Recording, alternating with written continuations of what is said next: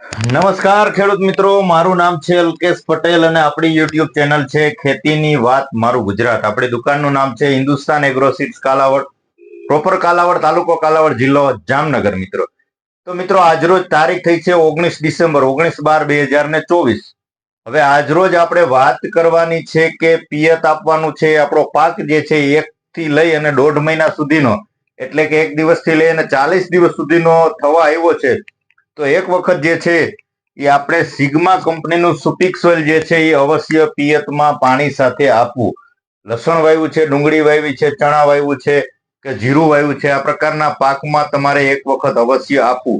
ચોમાસુ સિઝન દરમિયાન જે લોકોએ આ વસ્તુ વાપરી છે એ લોકોએ આ શિયાળુ સિઝન માટે બધા જ પાકમાં વાપરવા માટે જે છે મંગાવી લીધું છે અથવા રૂબરૂ આવી અને એ લોકો લઈ ગયા છે. શું કામ? એને કે એના રિઝલ્ટ ક્યાંય ને ક્યાંય ચોક્કસથી સારા મળ્યા છે. કામ શું છે આનું? શું કામ એને વાપરવું જોઈએ? તો કે જમીનની ફળદ્રુપતામાં ખૂબ જ વધારો થાય છે. તંતુ મૂળ, છોડના તંતુ મૂળ, સફેદ મૂળનો વિકાસ થાય છે. એન્ડોમાઇકોરાજા આવે છે, ઓર્ગેનિક કાર્બન આવે છે, એનપીકે ના બેક્ટેરિયા આવે છે. સફેદ મૂળ, તંતુ મૂળનો વિકાસ હશે તો અને તો જ માત્ર જે છે કોઈ પણ છોડ જે છે ખોરાક લઈ શકે, નહીતર ડાયરેક્ટ છોડ ખોરાક લઈ શકે નહીં. તો સફેદ તંતુ મૂળના વિકાસ માટે સારું પરિણામ મળે છે. જમીન પોચી અને ફળદ્રુપ થાય છે, ભરભરી થાય છે. એટલે અળસિયા જે છે આપણા જમીનની અંદર ઊંડે સુધી જતા રહ્યા હોય છે, પોલાણ હોય ત્યાં સુધી. એ જે છે એનો ખોરાક ઉપર બનવાથી અળસિયાની સંખ્યામાં વધારો થશે. આનાથી અળસિયા નવા બનશે નહીં, પણ જમીનમાં જે આપણે ઊંડે સુધી જતા રહ્યા હોય એ અળસિયા ઉપર આવી અને આપણી જમીનની ફળદ્રુપતામાં ક્યાંય ને ક્યાંય ચોક્કસથી વધારો જોવા મળશે. મિત્રો જે લોકોએ વાપર્યું છે એને આનો અનુભવ કરી જ લીધો છે. એવું નથી કે કંપનીની એડવર્ટાઇઝ માટે આપણે આની ભલામણ વારંવાર કરીએ છીએ.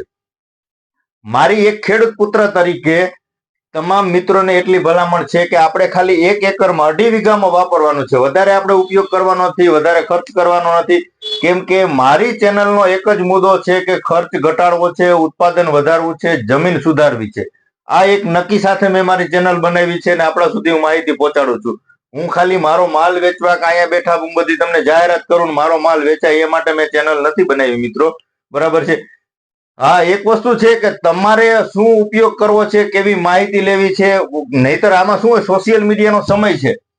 તમને કાયમ અલગ અલગ વિડીયો આની અંદર યુટ્યુબ ની અંદર બધા મિત્રો મોકલે છે, પણ સચોટ અને સાચી માહિતી અને તમારે કાંઈ પણ વસ્તુની જરૂર પડી ત્યારે ફોન દ્વારા તમને સચોટ અને સારી માહિતી માર્ગદર્શન આપે. આ મુદ્દા આપણા માટે અગત્યનો છે.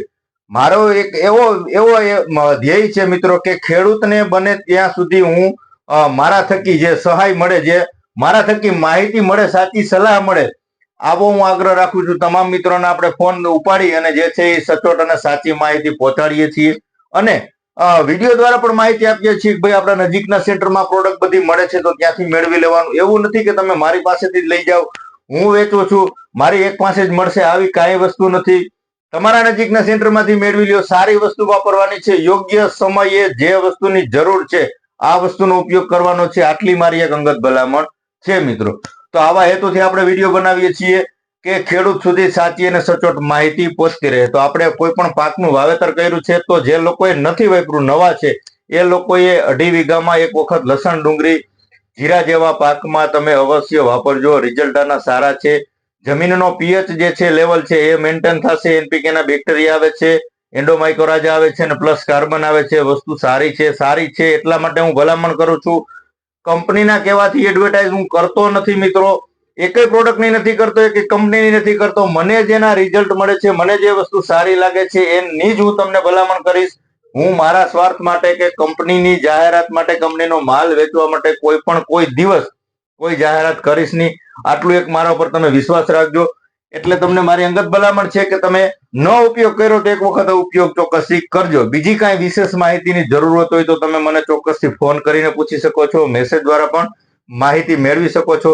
ઘણા બધા મિત્રોને અત્યારે વધુ પડતું પાણી આપી દીધું છે તો જાંબુડિયાના પ્રશ્નો સર્જાય છે. તો મિત્રો તમને અત્યારે પણ ભલામણ કરું છું, અગાઉ પણ તમને જાણ કરી હતી કે પિયત ઓછું રાખજો. જાડી જમીન હોય તો 15 થી 20 દિવસે પિયત આપજો. આછી જમીન હોય તો 12 થી લઈને 15 દિવસે પિયત આપજો. પિયત ગાળો થોડોક લંબાવી દેજો જેથી કરી અને મોલ નાનો છે, અવસ્થા નાની છે, એટલે જાંબુડિયાની સ્થિતિ સર્જાય નહીં. જાંબુડિયા આવ્યા પછી કંટ્રોલ કરવો ખૂબ જ અઘરો થઈ જતો હોય છે. એની પણ આપણે માહિતી આપી દીધી છે. કેન્ટ્રાકોલ જે છે, રિડોમિલ ગોલ્ડ છે, BSF નું મિક્સ માઇક્રોન્યુટન આવે છે. આ પ્રકારની ટેકનિકલો વાપરવાથી કંટ્રોલ કરી શકાય છે, પણ આ સ્થિતિ જ સર્જાય તો આપણે વધારાનો ખર્ચ કરવો નથી. એટલે પિયતમાં થોડીક કાળજી રાખજો મિત્રો. આવી મારી એક અંગત ભલામણ છે. બીજી કાંઈ વિશેષ માહિતીની જરૂરત પડે તો ચોક્કસથી તમે મને ફોન કરી શકો છો. આપણી ચેનલને સબસ્ક્રાઇબ કરજો, બીજા ગ્રુપમાં શેર કરજો, જેથી કરીને ખેડૂત સુધી સચોટ અને સાચી માહિતી પહોંચતી રહે. બસ આવા હેતુથી રજા આપશો મને. જય જવાન, જય કિસાન.